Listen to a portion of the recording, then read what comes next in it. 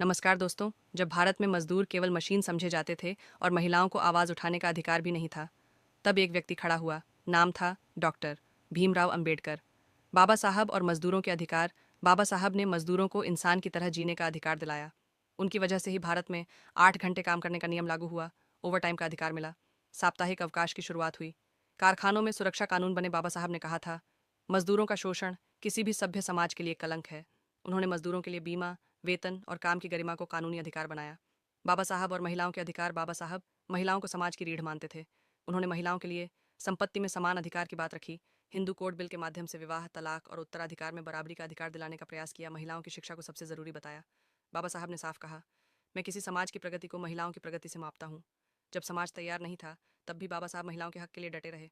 बाबा साहब का संदेश। बाबा साहब केवल संविधान निर्माता नहीं थे, वे मजदूरों और महिलाओं की उम्मीद थे। आज जो अधिकार हमें सामान्य लगते हैं, उनके पीछे बाबा साहब का संघर्ष छिपा है। अगर हम सच में बाबा साहब को सम्मान देना चाहते हैं, तो हमें न्याय, समानता और सम्मान को जीवन में उतारना होगा। जय भीम। बाबा साहब अमर रहें।